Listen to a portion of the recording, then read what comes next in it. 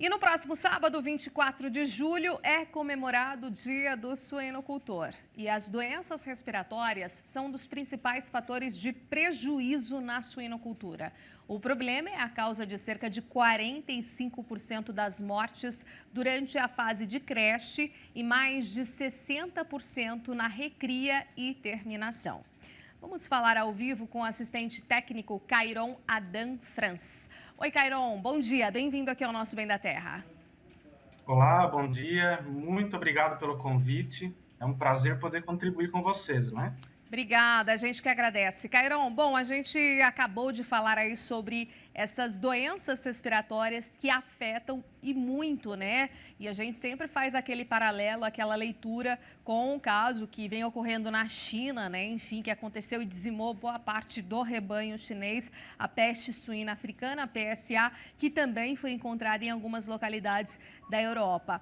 Bom, e aí a gente tem essa leitura da questão respiratória, né? Que é extremamente, a gente tem que fazer um manejo muito eficiente, muito adequado, manejo sanitário em todas as fases, né? Mas ali na creche, na recria também é bem importante porque afetam de fato ali o plantel. Quais são as principais orientações, né, desde o nascimento ali do suíno?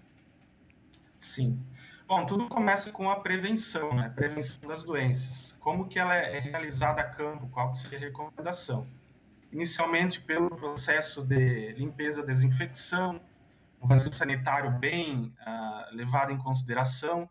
A questão de vacinas, né? A prevenção de vacinas é muito importante. E nos casos ao qual os animais adoecem, aí sim um tratamento terapêutico, né? Ao qual se utilizam antimicrobianos, analgésicos, para poder contornar esse desafio de campo. Certo, Cairon. E como é que você faz a leitura hoje dos suinocultores, né? Com todos esses dados e todas essas notícias também que chegam bem próximas a nós, visto que o Brasil é muito eficiente na questão sanitária, na questão de cuidados ali com o seu plantel, com o seu rebanho. Mesmo assim, a gente tem que estar com o olhar sempre firme e atento. Eles estão mais conscientes, né? Ainda mais nesse momento atual que a gente vivencia de pandemia e, enfim, todas essas questões que acabam, né, por trazer mais notoriedade a todas as questões sanitárias? Sim, sim, sem dúvida. A suinocultura ela vem evoluindo, né, com o passar dos anos, então as medidas de biosseguridade têm evoluído bastante, os suinocultores estão cientes disso, né? Uma prova é essa questão da peste suína africana, o qual está acontecendo na China. Então, eles utilizam isso como exemplo, reforçam as barreiras de biosseguridade, né? E assim, o desafio sanitário ele sempre esteve presente, porém os produtores estão mais conscientes. As vacinas evoluíram também, o tratamento com os animais também teve uma evolução grande. Então, no meu ponto de vista, assim, acredito que a suinocultura tem evoluído muito na parte sanitária.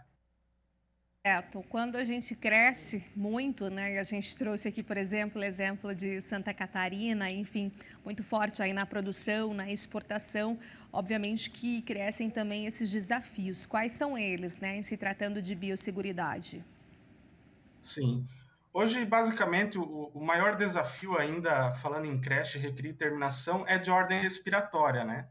São as pneumonias que acometem os animais e, por uma insuficiência respiratória, levam à morte. Então, a maior causa de mortalidade para a fase de creche, recria e terminação é de ordem respiratória. Voltando um pouquinho ao elo anterior, que é a maternidade, aí o desafio já se encontra muito mais de ordem entérica, né? Então, as diarreias que acometem os leitões são uma das causas de mortalidade. Mas tudo se controla com base em vacinas, né? Programas sanitários, seja com antimicrobiano, vacina. Então, isso é tudo contornável. Certo, as indústrias, né, as próprias companhias que lidam, estão no setor, elas têm acompanhado também toda essa evolução, né, a nível de vacinas, né, a nível de medicamentos, enfim, que ajudam, né, a trazer mais desenvolvimento ainda para o setor. Esse ritmo acompanhou, ao passo que a gente viu todo esse desenvolvimento permeando também os suinocultores, né, esse desenvolvimento ali no próprio plantel? Sim, sim. Os programas desenhados pelas empresas, né, cooperativas, agroindústrias, são baseadas em diagnóstico. Então, todos sabem o que está acontecendo a campo, quais são os desafios, né, quais bactérias e vírus estão circulantes, e a partir daí se traça um programa vacinal, um programa preventivo de doenças, né? E isso sempre aliado à limpeza, desinfecção, vazio sanitário, que é um pilar muito importante para controle de toda a ambiência, né? E pressão efetiva das granjas. Perfeito, então, muitíssimo obrigada por sua entrevista aqui com a gente, por trazer, né, um pouco desse cenário, desse panorama e esse alerta também em relação à biosseguridade nos plantéis aí que a gente tem como grande potencial desenvolvimento para o setor da suinocultura aqui em nosso país. Lembrando, então, que no próximo sábado, 24, Dia do Suinocultor. Deixa uma mensagem aí para eles, então.